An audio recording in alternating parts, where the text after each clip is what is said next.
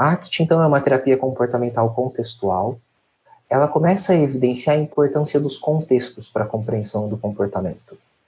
E pressupõe, basicamente, que não existe um comportamento no vácuo, mas esse contexto no qual o comportamento ele ocorre, ele é super importante.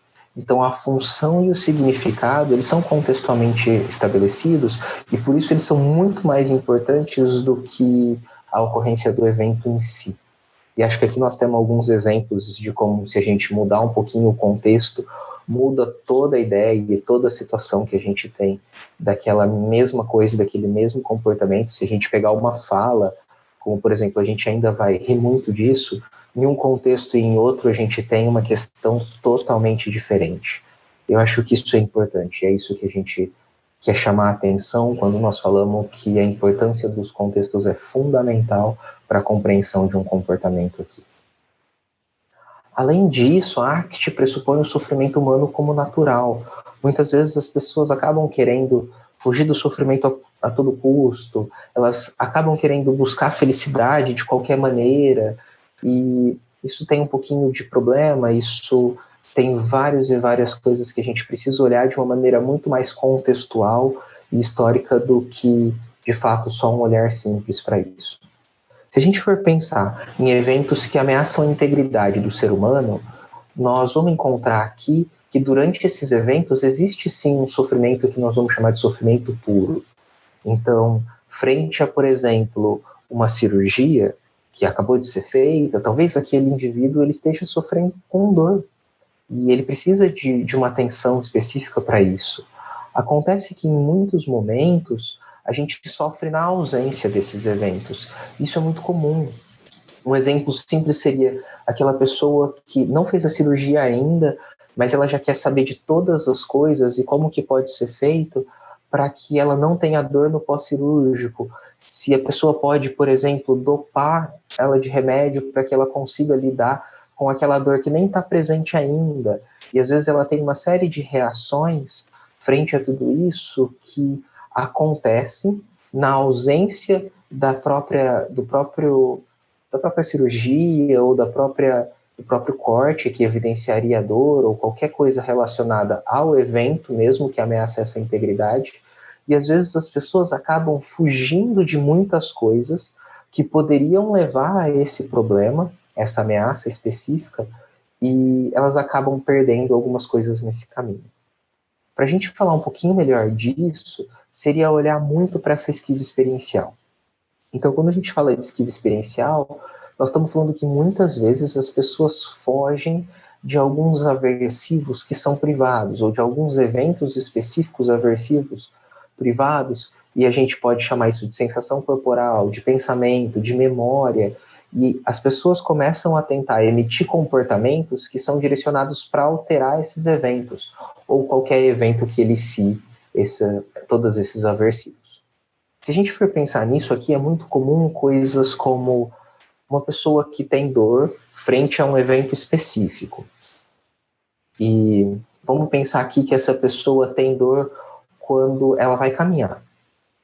Ela está sentada na casa dela e o filho dela, por exemplo, chama para que eles saiam para dar uma volta. E ela acaba evitando todo esse contato com o filho, ela se distancia, ou ela se distancia do filho, ela se distancia de uma série de coisas que podem acontecer nessa interação com o filho, de coisas legais, de situações que eles podem vivenciar juntos, porque ela está com medo de sentir dor frente a essa caminhada, por exemplo. Então ela acaba emitindo uma série de comportamentos que buscam se esquivar ou evitar esses eventos aversivos que não estão presentes naquele momento.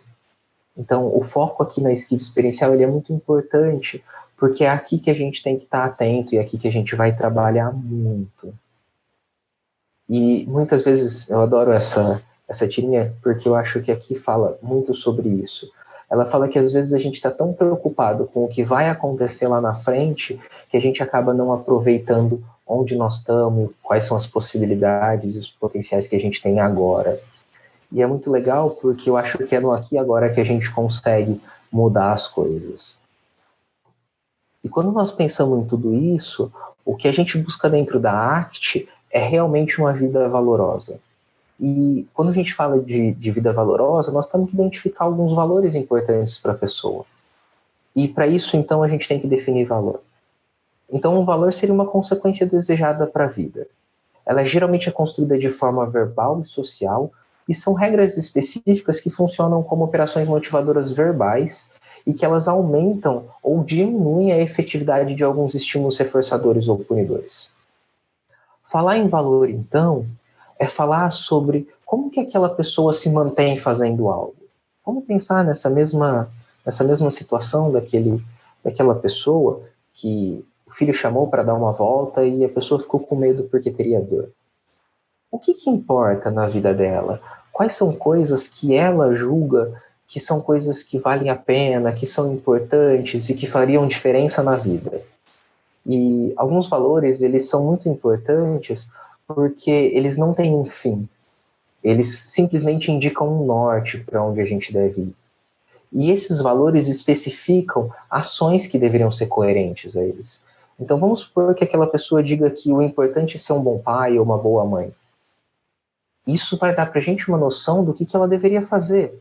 Talvez sair com o filho, ter uma experiência com o filho, conseguir conversar, conseguir estar presente em algumas questões daquela criança, ou daquele adolescente, ou até mesmo daquele adulto, filho, é muito importante porque seria muito uma ação coerente com o valor que seria ser um bom pai ou uma boa mãe. Esses valores, então, eles aumentam a motivação, de certa forma, para a produção de consequências nunca antes vivenciadas. Vou tentar dar um exemplo aqui um pouco diferente. Vamos pensar que uma pessoa que está querendo fazer uma dieta específica, ela foi diagnosticada com um problema de saúde específico, que ela precisa emagrecer em decorrência disso, porque senão ela pode ter uma série de problemas. E ela nunca foi magra na vida. Ela sempre lutou com o peso, sempre teve uma série de dificuldades. Quando a gente pensa aqui e ela fala, não, olha, um valor para mim é ser uma pessoa saudável. Talvez ser saudável seja algo muito importante, porque vai começar a trabalhar com essas consequências que ela nunca vivenciou. É uma ação coerente, então, por exemplo, se alimentar bem, uma prática de atividade física, são ações coerentes com os valores de ser saudável, e além disso, elas começam a evidenciar ou começam a colocar ali em jogo uma possibilidade de consequências que antes nunca tinham sido vivenciadas, como, por exemplo, perder peso significativamente, ou estar mais magro, ou se sentir saudável, e uma série de coisas afins.